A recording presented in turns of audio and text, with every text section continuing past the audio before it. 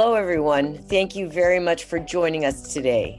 My name is Susie Gelman, and I'm privileged to serve as the board chair of Israel Policy Forum. If you're joining Israel Policy Forum for the first time today, I want to welcome you. And if you are a returning viewer, I want to welcome you back. I hope that everyone who celebrated had a festive and meaningful Passover holiday. Today's webinar is made possible by the generous support of our donors. For those donors joining us today, thank you. Your generosity is critical in helping us to reach tens of thousands of policymakers, community leaders, journalists, and interested individuals like those of you on today's call. If you're not yet an Israel Policy Forum donor, please join us and visit israelpolicyforum.org/giving to make a gift today. Thank you. Now on to today's program. Late last month, we saw the fourth Israeli election since April of 2019. The consultations between President Rivlin and the various party heads have apparently concluded, and he has given Prime Minister Netanyahu the first opportunity to form a new government, while having qualified that by saying he doesn't think that there is the possibility of a government that will basically meet the Knesset requirements. So we'll wait and see. But there are also other significant stories to tell about the last few weeks in Israeli politics. And indeed, since the election, the very important topic of Arab integration in Israeli politics has come to the forefront.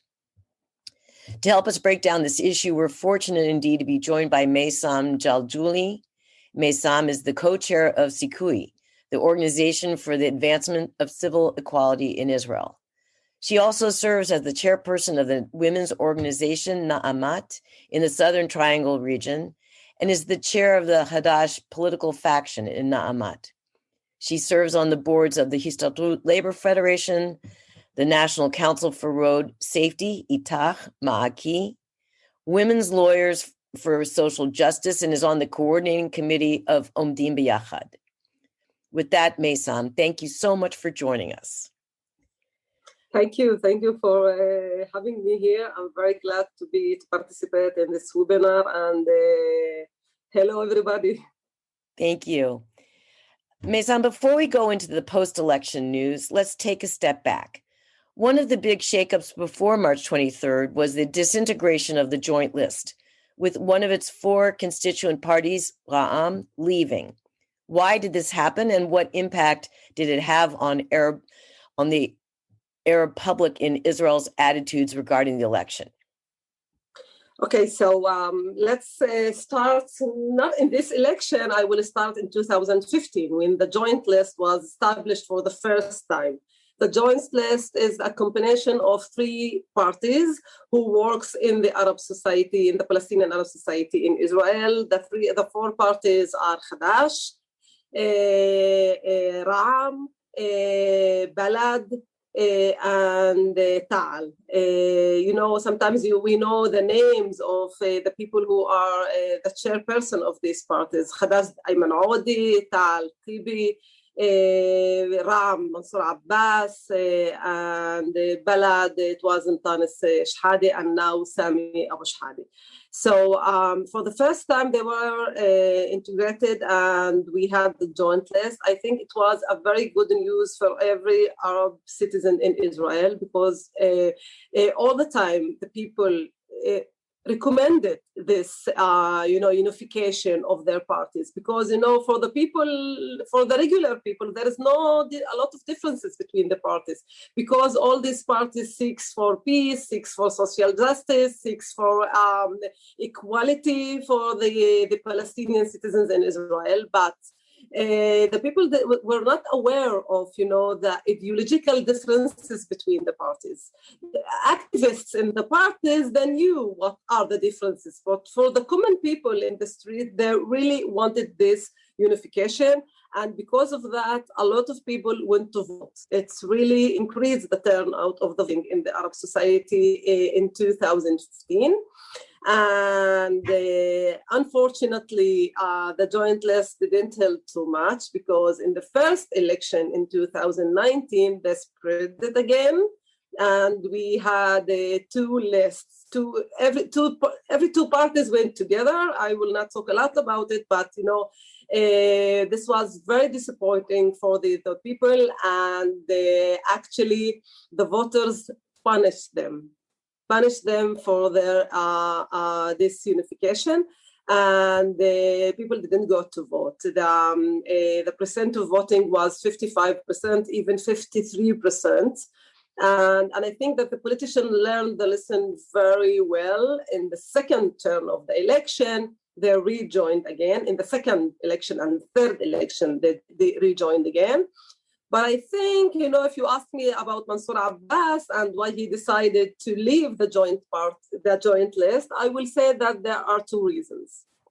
And the most significant reason, in my idea, is that Benjamin Netanyahu, the prime minister, really succeeded to influence Mansour Abbas and to influence Ra'am to leave the joint list. And he had a lot of, he did a lot of work in order to have them spread. I think that he also said to Mansour Abbas that he is going to change his policies, and he gave a lot of budgets for the Arab sector, for the Arab society. And I think the main reason was for Netanyahu, because Netanyahu recognized what is the power of the joint list. The joint list reached in the last election 15 members. We had 15 Knesset members from the joint list. And for Netanyahu knew that he will never establish any government without the joint list. And he knew that the joint list will not support him, because Hadash and Ta'al and Balad will not support Netanyahu. So I think that for him, it was a very brilliant political move to spread the joint list and really to convince Mansour Abbas that he will do more for the Arab society. And the second reason, I think, is that Mansour Abbas and Ra'am is an Islamic party. They ideologically have an Islamic, they are a religious party. If you are talking in the Jewish society, they are like Shas, a religious party with a religious ideology. And I think that also they used this ideology to tell the voters that we are preserving our culture, we are preserving our religious, so please come to vote for us. And especially after the support of Ayman Audi and Hadash, especially Hadash, for the LGBTQ community in the law of in the last law that supports the LGBTQ community. So, and they used it very much to tell the differences between them as a religious party, and the difference between them and between the progressive parties, that they are not part of our conservative culture. So they used these two issues in order to tell their voters that we are not a part of the joint list, and they support us because we are coming with a new vision, with a new political vision, and they all the time in their political commercial, they said, we are coming with a new vision. The new vision says that we are not supporting not the right left or neither the center and the left wing. We will support everyone who wants to help us developing our community and our society. So this is a new political say. This is a new political say in a way that we all the time as jointists and all the parties said that we will never support the right wing, because the right wing is bad for all of us. The right wing is preserving the occupation. The right wing is, having laws, racist laws against us as minorities. But for the first time, Mansour Abbas comes and say no, there is no real difference between the two sides. And, it's some kind of, I don't know how to say it, but it's some kind of, commercial issues. If they give us more budgets, more rights, so we will support them. And it's not important what is their ideology of occupation and other issues. So those are the main reasons. I think that, it's a time of, if you ask me what will happen, I don't know. I really don't know. Maybe Netanyahu will really go to them and tell them, please support me from the outside. And if Mansour Abbas and Ra'am supports Netanyahu from the outside, and really Netanyahu will fulfill his, the things that he really said that he will give the Arab society. So it will be, some kind of a real success for Mansour Abbas. But if he failed and Netanyahu will not come to Mansour Abbas and tell him, support me, so it will be a very huge failure for this new vision. So this will come and we will see what happens. But, I want to add something. I think that all the Arab parties now should learn a lesson from this election, because also the surveys before the election and what happened in the election, and now a surveys that were held after election, says that the majority of the Palestinian citizens of Israel wants to influence Israeli politics. They want to influence from the inside, not from the outside. And this is, I think all parties should take this to consideration and should think about it seriously. How will they influence? How they can say yes and not always no, no, no. Even though it's very hard for me to say that, because I think that a lot of political issues in Israel are deserved to say no, but we should be more clever dealing with Israeli politicians, Jewish Israeli politicians and Jewish Zionist parties. I have a lot more follow-up questions about the Prime Minister's outreach to Arab voters and Mansour Abbas and all that, which I'll get to in a minute. But could you talk a little bit about what issues were of the most concern to Palestinian Israelis in approaching the election? It was very clear for us what are the issues that are important for us. The first issue and the most important issue was the increasing of violence and the increasing of crime in our society. Actually, in the last, let's say, 10 years, we had a huge problem with increasing violence and crimes in our society. Last year, in 2020, 113 people were killed. And, it seems to be that the government is doing nothing about this, and the police is sleeping. Most of the crimes, till now, nobody knows who had crimes.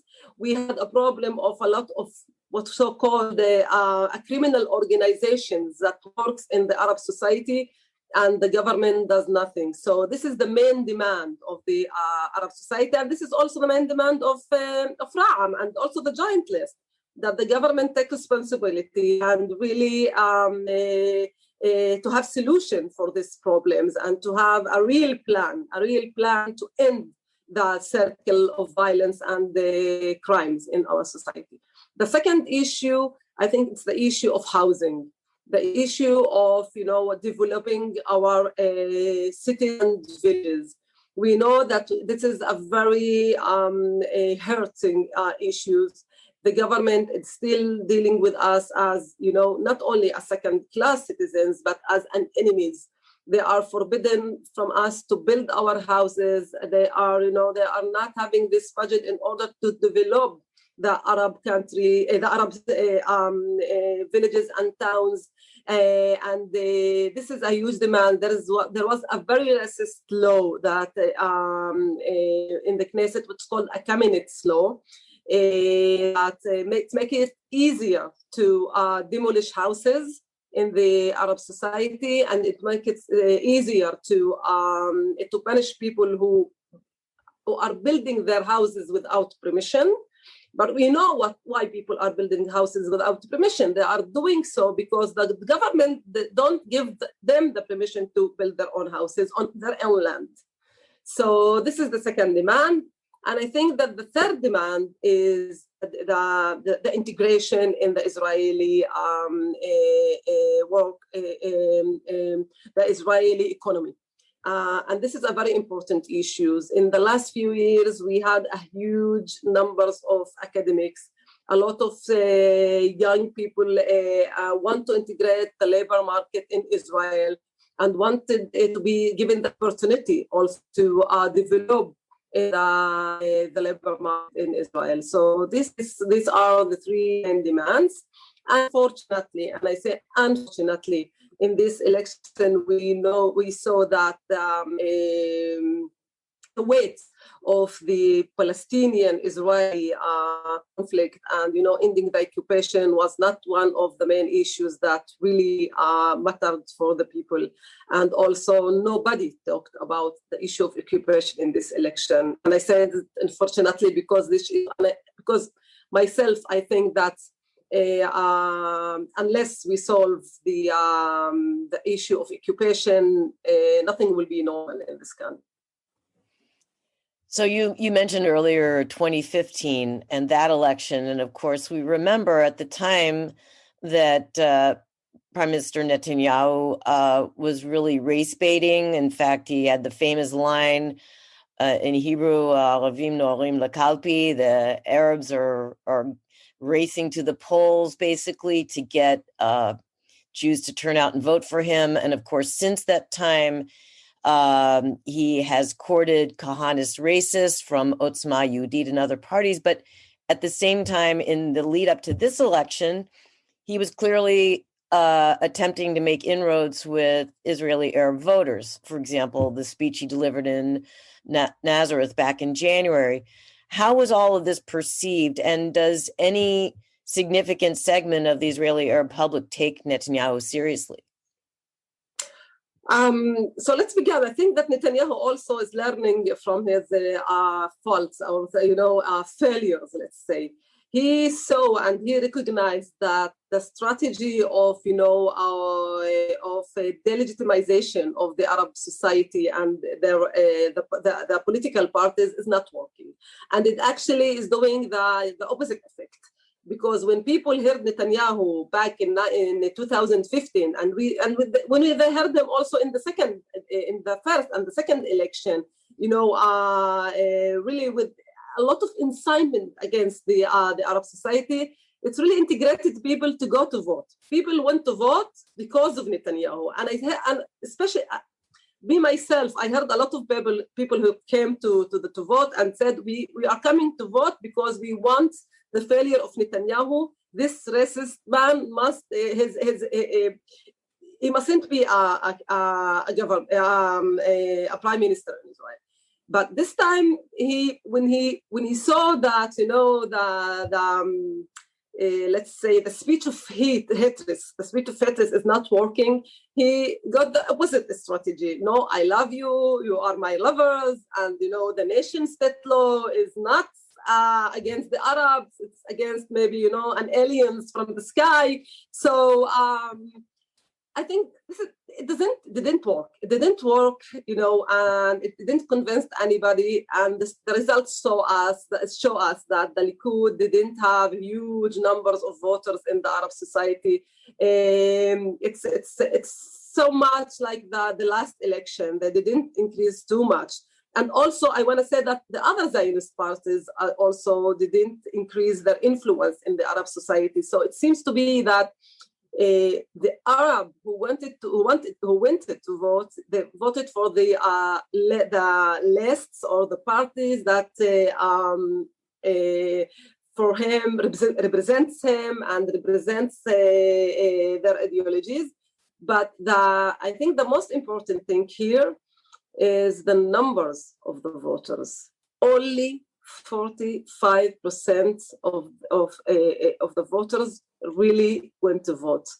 45% is a very low number. And it means two things. The first thing, that people have no trust in Israeli politics. The people have no trust that the change will come. So they didn't believe Netanyahu, and they didn't believe the speech of Netanyahu that we are coming for a new era. The second thing is that also they are banishing the two lists, the joint list and Ram, because of the disunification. And the other important thing that I think that for myself, I'm afraid of it, that when people lose hope, so we are getting to a very dark era.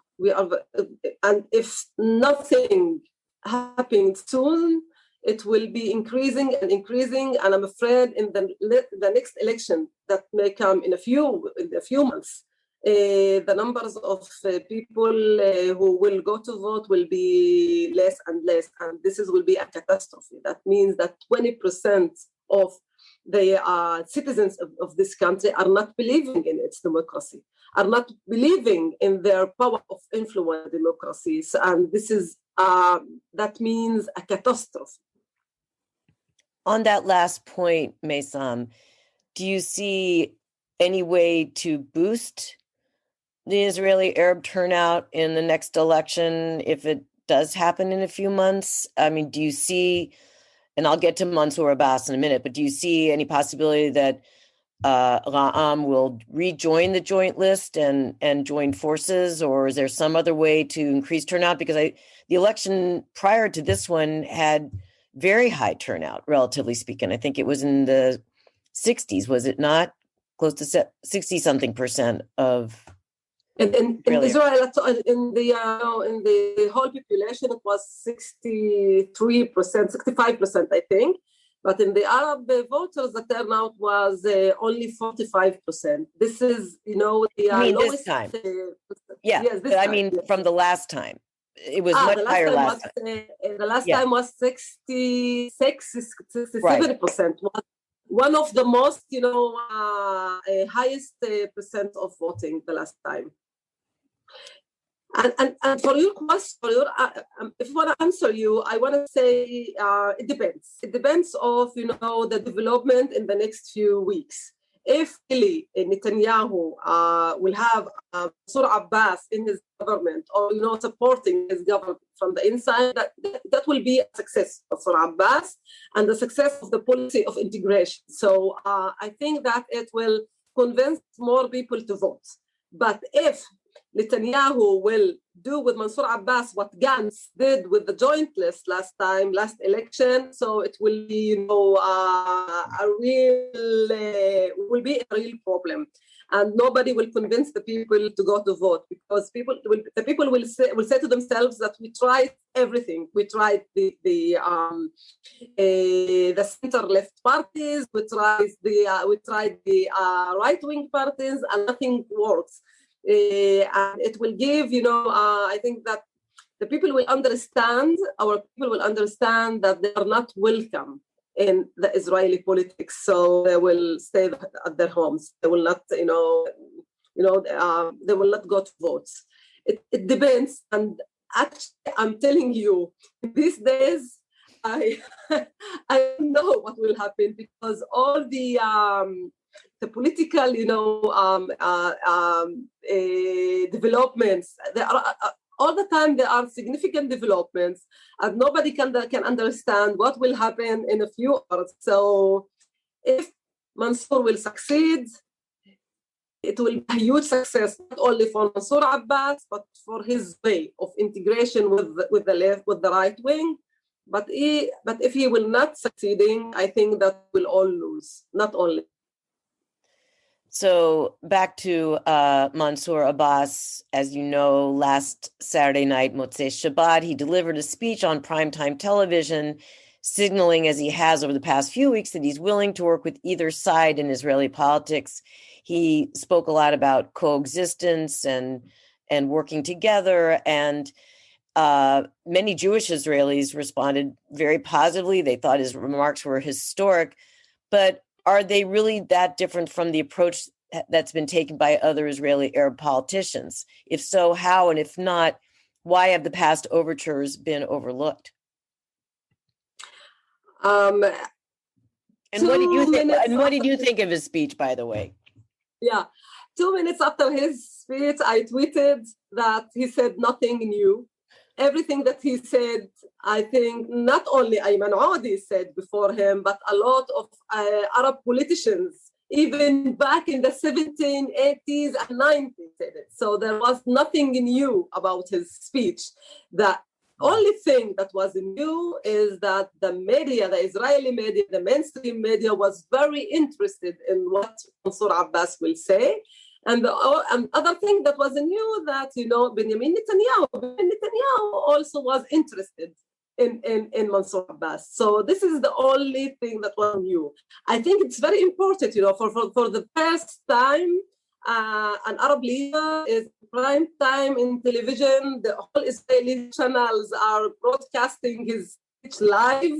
This have never happened, but he didn't say anything that other Arab politicians said all over the years. I think if we're talking about cooperation, if we are talking about shared society, I think me as a member of Hadash, we are holding this ideology since the establishment of Israel. And we are all the time spoke about, shared society, and we are considered also the only Arab Jewish party in Israeli politics. So he didn't say anything new, but the era is a new era. So his speech was very interested for Israelis, for Jewish Israelis. But that means when the right wing is interested, so you became a hero. But and I think that also that the left and the center can learn a lot from this, from what happened, because when Netanyahu says something, it becomes a mainstream, it becomes legitimized, and all these years, these leaders of the left, of the people who should have bring the change in Israel, was afraid to say that we are willing to be in a partnership with Joint List. We are willing to be in a partnership with Audi. They were very afraid. And they also said it that we have nothing joined with the Joint List. And Lapid said that he has nothing to do with Zorbis. Zorbis is Hanin Zorbi, which was a member from Balad. So he, for him, all our Knesset members were Zorbis. But when Netanyahu changed his speech, they also are beginning to change this speech. It should have been the opposite. They, 10 or 20 years ago, they should have bring the speech of shared society, the speech of legitimization of political leaders, as, if I want to remind you, Yitzhak Rabin and Tawfiq Toubi did back in 1992-93. One more question about it. It's not the first time that the Arab parties are part of political power. They were part of the political power in the second Rabin government. Which is an important reminder to give the historical context. One more question about Mansour Abbas. As you know, there was some talk about him being a kingmaker, and yet, if I'm not mistaken, I think Ra'am ended up with 4 mandates, if I'm right. Yeah. And why did he, as well as the remainder of the Joint List, opt not to recommend any candidate to President Rivlin? How does this approach square with Israeli Arabs' desire for inclusion and representation in their government? Mm-hmm. Let's say that, because first of all, I want to say that the two parties lost, because loss of 5 Knesset members is a loss for all the parties. So I'm not rushing, to celebrate Mansour Abbas is celebrating his achievement. This is not achievement. This is, I think, a failure for all of us as Arab society in Israel. And the both of us didn't recommend. Yes, I think Abbas is still having negotiation with Netanyahu, and that he didn't recommend and Netanyahu doesn't mean that the game ended. The game is not ended for Mansour Abbas and for Netanyahu. They are still having the negotiations. And I think Netanyahu had a speech this evening. I realized from his speech that also he is still opening the doors for Mansour Abbas or for the legitimization of Ram. For the joint list, I think that there were two problems with Lapid. The one problem was that Lapid didn't have the numbers of recommendation that really will help to form a government. And the second issue was that there were talk about agreements between Lapid and Bennett to, that Bennett will be the first to be a prime minister. He will be 2 years, and then Lapid. This is, I think this is not acceptable, not only for the joint list, but also for the voters of the joint list, because Bennett is, for us, is more dangerous than Netanyahu. I know that, from a Jewish point of view, from the left and the center in Israel says that Netanyahu is the most dangerous person because of his corruption. We as Arabs, citizens of Israel, we don't see it that way. We see that Bennett is more racist. Bennett is very well connected, to the settlements and the settlers, and he is part of this, the settlers. It is very, dangerous for for resolving the Palestinian-Israeli conflict, and he is more dangerous from Netanyahu from our point of view. So we will not let Bennett. We will, sometimes I say it also. Sometimes I say to myself, no, I prefer Netanyahu over Bennett. If you come to me, Netanyahu or Bennett, I will tell you Netanyahu. And I have no doubts about it. Yes, it's corrupted. And it's weird and absurd that in the same day that people are recommending Netanyahu in front of president, he is holding a trial. So I think also in a real democratic country, that thing can happen, because if there are accusations for prime minister, he will, he will, I don't know, he will resign, he will not continue his work. But this is very absurd, in the same day, people are recommending him and he is having a trial. So, but if you look at our point of view, I think that also my point of view, I think that Bennett is more dangerous from Netanyahu, because ideologically he is more dangerous. Netanyahu more pragmatic than Bennett. Right. So we've been speaking a lot about Ra'am and the joint list, but what about other Arab representation in other parties? How well have other lists done in representing the Arab minority? And how effective have Arab candidates for parties like Labour and Meretz been in connecting with the public? And we have a question from Robert Turner about what percentage of Arab voters voted for other than either the joint list or Ra'am in this election.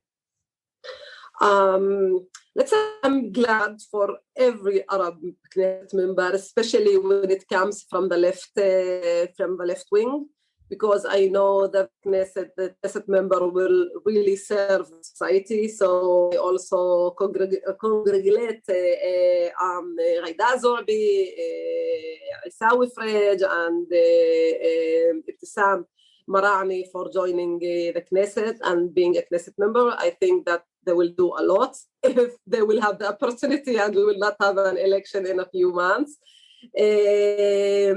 But if we are looking about percentage of voters for the Zionist parties, the Jewish parties, there's no differences between this election and the last election.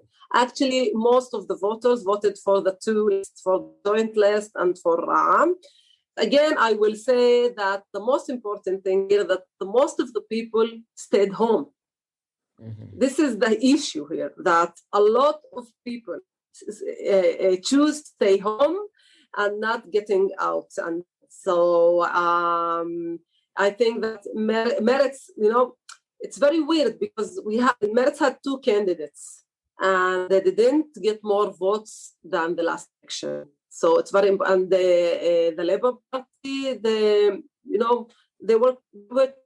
didn't I think they got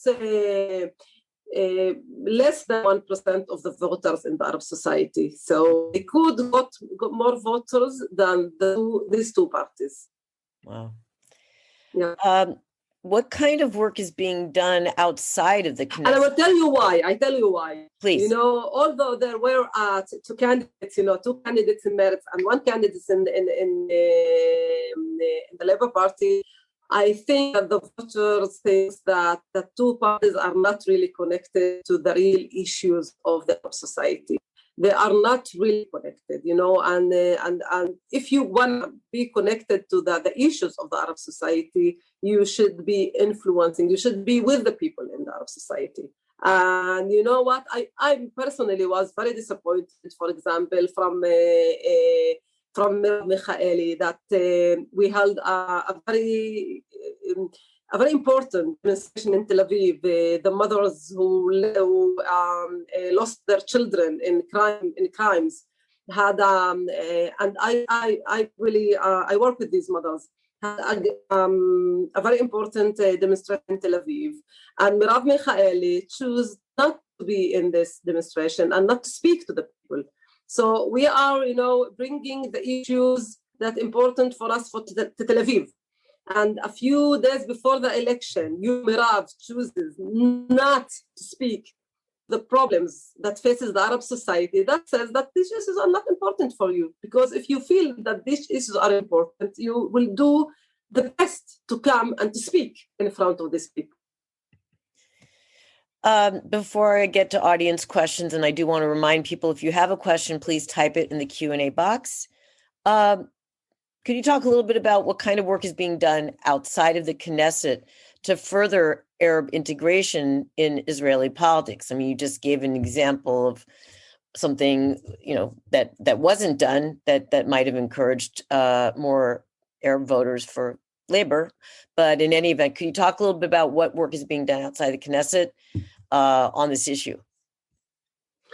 I think that most of the work is have been outside the Knesset. I think that, you know, they are still civic organization and the NGOs are doing a lot of work in order also to bring the two societies together and to bring solidarity. So the solidarity between the two societies. And I think that in the last year, we saw that there's a lot of changing that are happening in the field. And organization like Omdim Biyachad, which really tries to all the time to organize people through issues like this, social issues, political issues, had a lot of work this year. And I think that I will give you an example. I said that the most important issue now is the issue of crimes and violence in the Arab society. And for the first time, we saw hundreds of Jewish people participating in demonstration in Melhem against violence and crimes, and also participating in demonstration in Jaljulia. I think that this is a new kind of shared society that we are that is becoming an issue right now, and a lot of especially the left wing in Israel, the Jewish left wing in Israel, understands that in order to bring Arab to feel that they are welcomed in the political sphere, you need also to be in solidarity with their issues. It's not important, you know, Arab, go to vote, it's very important. People will not buy this. People will buy you, will believe you if you are really connected to the daily problems, if you are really connected to the daily life, you know, the daily life, let's say like that, of their issues, the important issues for them. It's not important for me, or it's not important for me to say, no, the Israeli democracy. For Arabs like me, we are not, you know, really seeing the Israeli democracy. For us, democracy is something that you are talking about, but we are not feeling this democracy. If you want a real democracy, you should defend us as a minority, because democracy, the real exam of democracy is the situation of minorities and the ability to defend minorities. So if you have this ability to defend as minority, so we really will feel as a part of this society, and we will try to do everything in order to maintain this partnership. So I'm going to turn to audience questions. We have several actually. And first one comes from, we had Robert Turner, and now Alan Divak asks, one of Bibi's legacies is to remove the conflict and the occupation from public discourse. As you said, no party was really talking about it in this election. Has this ironically opened up a space for Arab parties to participate more freely from the inside? What are the prospects for making the occupation an issue again? Well, I'm thinking about it all the time. I don't have a good answer for you. What should we do to make the occupation an issue again? I think that more and more people feel disconnected with the occupation because they don't see it in their eyes. Neither Arabs and Jewish people, because even if you live in Tel Aviv or even if you live in Nazareth, you don't see the occupation in your eyes. And when something is really, is not part of your daily life, so you will not imagine it. You will not have the ability to imagine it. And unfortunately, I think that also, if I want to blame, also I can blame also the Palestinians. I'm a Palestinian, but the Palestinian in the West Bank that also are not doing their best in order to maintain the Palestinian case in the media, and I think that the Palestinian Authority is failing, a failure after a failure to maintain the Palestinian issue as an important issue wild world. And let's say that I hope that the election in the Palestinian Authority will bring some winds of change. Because change is not needed also in Israel, change is also in the Palestinian Authority and in the West Bank. For myself, as I think that we should all the time talk about occupation. Yes, this is not, something that it's not, in the mainstream, but this is our role to still and speak and do a lot of things to really bring the end of the occupation. And this is, again, it's not easy. It's not easy because we had criticism from everyone, and especially when we are talking to the young people. And sometimes you hear a sentence like, you all the time talking about the occupation, but meanwhile, we are not having the opportunity to build our houses. Meanwhile, every day we have people killed in our streets, inside the Arab villages. And sometimes you don't have a good answer. The good answer that I have is that I'm convinced that if there will not be a real solution for the occupation or the occupation, we will not have peace inside ourselves also in Israel. So we have a question from Paul Lips. He says, in the Druze sector, 26% voted for Israel Beitenu and 18% for Likud. In talking about Israeli Palestinians, do you see this 7% group as an integral part of it? Again, I didn't hear the question. In the Druze, among the Druze. So 26% voted for Beitenu and 18% for Likud. So, obviously the Druze are a separate society and have a different identity. It's not a separate society. For me, is a part of the Arab society, and I'm sorry, I misspoke. But their votes are a lot different from the Arab society.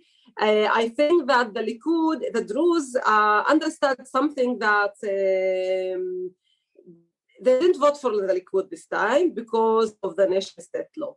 I think that the nation state law influenced the Druze a lot. And they suddenly realized that, the whole speech of brotherhood, about brothers in blood and blah, blah, blah, is not really working, because the nation state law also, because of the nation state law, they became like the other Arabs, second-class citizens. So a lot of Druze banished the Likud. They didn't vote for Likud. Israel Beitenu, if you noticed, Israel Beitenu in this election, they said they are against this law.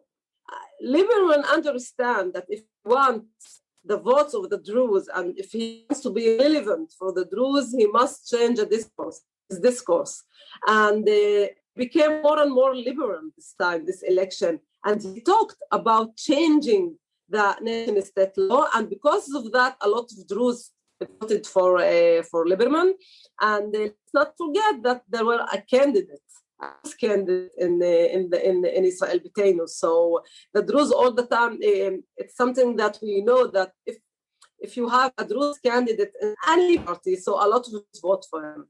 In the last election, if you remember, there was Ghadil Mrayeh, that the first Druze woman in the Knesset. She was a candidate with the Kachol Lavan, and a huge numbers of Druze voted for Kachol Lavan because Ghadir. So it's very important, if you want to have the Druze voters, you should have a Druze candidate in a good, placed good in the party on the list. We have a question from Jean Nassi. Are you worried about the conservative effects on women with the rise of an Islamic religious party? Yes, my answer is yes. I'm very concerned. They are, especially Ram is a very conservative party, and they are not a big supporters of rights. And yes, this makes me conscious. This makes me also worried about about issues that should progress our situation as Arab women in Israel. We have a couple of questions about the normalization agreements. Evan Gosman says, it seemed that the Israeli Arab public was supportive of the normalization agreements between Israel and other Arab states that took place last year. As you noted, the trend seems to be supporting for working inside the system, not outside. However, the Joint List voted against ratifying the agreements. Why did they vote this way? And how was this decision perceived by the Israeli Arab public? And let me add to that, John Allen asks, what is the view in the Arab society of the Abraham Accords and their impact on the Israeli-Palestinian issue? Okay, so I will divide my answer to two parts. I think yes, the population, the Arabs in Israel were, for them, every opportunity of normalization and the peace agreement with Arab countries is very significant, because they are, all the time they dreamed of open borders to go from Arab country to other country freely. So, and we saw, month after the agreements, most of the tourists in Emirates were Arabs from Israel. But it doesn't mean that they agree for this normalization because of political issues. They want to live, they want to join their life and also see economic or maybe opportunities for peace. But down inside, they know that this normalization without having a solution for the Palestinian-Israeli conflict and ending the occupation, will weakness the Palestinian people. So if you hear people talking with each other, they will say, yes, all the Arab countries are traitors. They all, solved the Palestinian issue. But in the second hand, they benefit from this speech because they can suddenly visit the Arab countries, see them. So it's sometimes, it's very tricky to answer the question. The Joint List against these agreements because of the Palestinian issue. Because for the joint list, unless you solve the Palestinian issue, there is no legitimization to have a normal relationship with Israel, because from the point of view of the joint list, the Arab country must, influence Israel and have a pressure on Israel to end occupation and, helping establishing a Palestinian state. So I think politically the joint list did the right thing because you cannot say that you are with normalization with Arab countries without solving the real problem. And I want to remind you also with the peace of Egypt back in 1979, also all parties were against this agreement. And also months after the agreement, most of the tourists in Egypt were Arabs. So this is not, it's not it's not a conflict. You can be against this relationship, but you are the first one to visit the Arab country. So for us, I think the most dangerous thing in the whole century deal was also the part that the part of the triangle, because there was a part that Netanyahu after that said, no, I didn't mean. There was a part that in the triangle, my area, the area that I live in, moved to be a part of the Palestinian state and not part of Israel. That means that Netanyahu and Trump had agreed to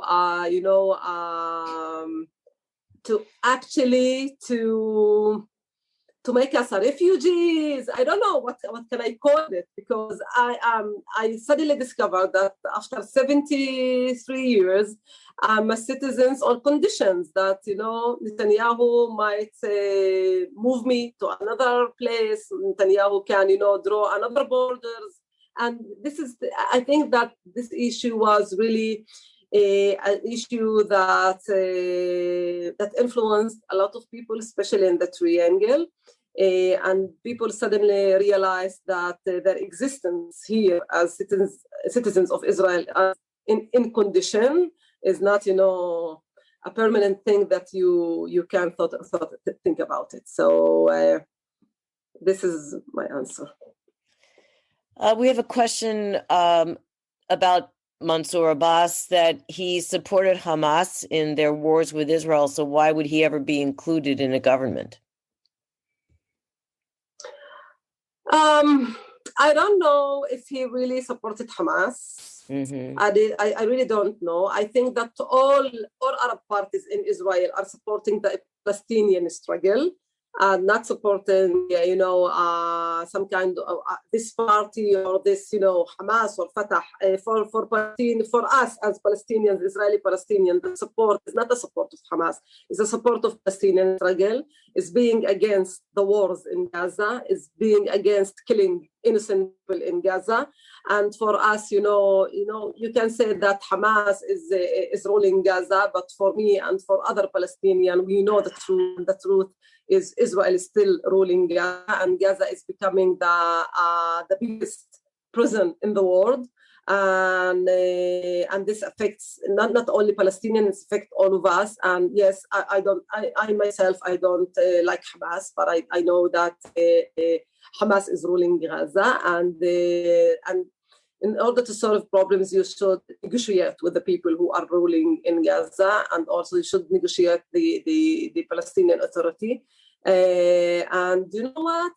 I think that Israel and Netanyahu and his government have relationship with Hamas more than Ra'am has a relationship with Hamas.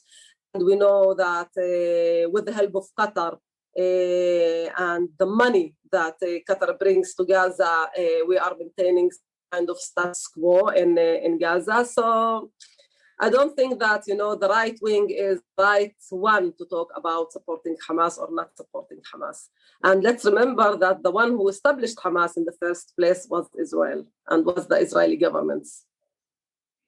And it's documented. I'm not bringing, awards. It's documented and it's historically well known, because they thought that if they will, will have another power, political power, so Fatah will demolish. And sometimes you think about things, but the history thinks in another way. We have time for maybe one or two more questions. Aaron Weinberg asks if you see a chance that Mansour Abbas will be a defensive bloc for Bibi in any formulation. I think that this is, the agreement with Bibi will be that he will be a defensive bloc for Bibi. If the plan, Bibi plan, will work well, and he will really convince his camp to accept Mansour Abbas, this is the role of Mansour Abbas. He will be a defensive bloc for Bibi, unfortunately. And Harriet Samuels asks, if Arab parties are in the government, will this in any way affect security briefings? In which way? I don't know. I mean, I don't think you've had an Arab party in a coalition government before, right? So I guess the question is, would they receive the same security briefings as everybody else? I think that he once was a member of the security committee in the Knesset. I don't know, I didn't remember which year, but he was a member of the defense committee. So he got, I think, a security briefing. I think that if you are a citizen in this country, you should have also, you should be a full citizenship. And full citizenship, that means that you will be a part of every issue, also security issues and economic issues. And for me, there is no difference between security issues and different issues. You are a citizen here, and you should have this briefing also. There's a question. I don't know if that will happen, but right. This is my vision that should be, but I don't know if it's a realistic, Last question comes from Abraham Kleinman. Do you think the fact that Arab youth are not required to serve in the IDF or even perform community service is a factor in the difficulties with more fully integrating Israeli Arabs into Israeli society? I said that. I believe that, and I said, unfortunately, I will say that we all know that in Israel, the real idea or the real interest for Israeli society is serving in the army. And who created, and the Israeli governments and the Israeli governments created the issue for Israelis. And we know, we live here and we say that we know that the serving in an army is a very important issue for all Jewish Israeli youth. And I think also that this is not right, because, in a real, let's say, in a real democratic country, this shouldn't be the issue, the machoism, the army. The army takes a lot of place in Israel, and this is our problem in Israel. This is the problem. This is, not a good thing for my point of view.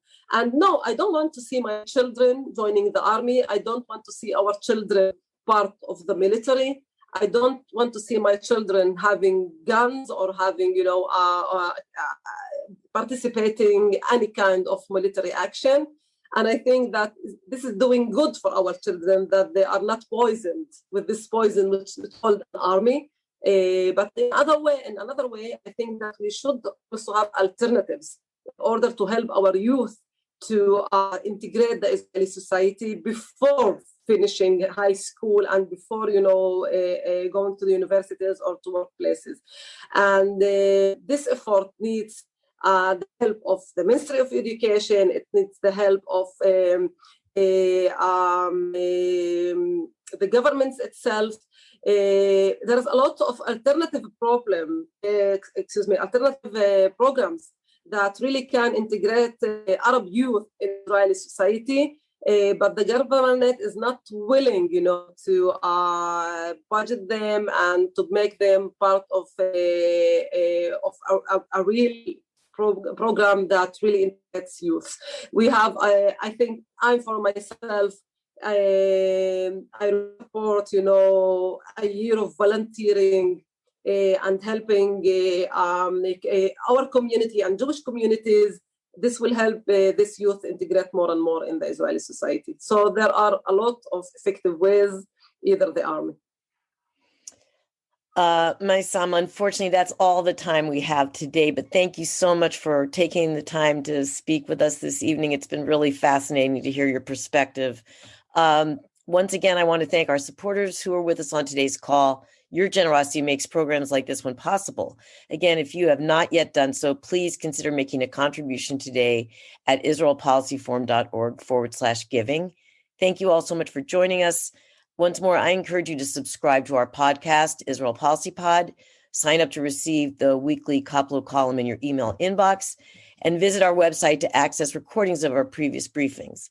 Please stay tuned for an announcement regarding our next video briefing, which will take place next Tuesday, April 13th at 2 p.m.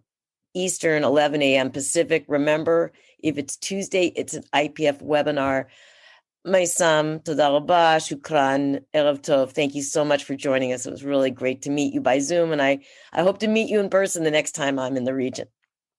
I hope to meet you soon, and health for all of us, and I hope that we really will see each other face to face very soon. Inshallah. Thank you. Inshallah. Thank you. Take care. Bye-bye. Bye.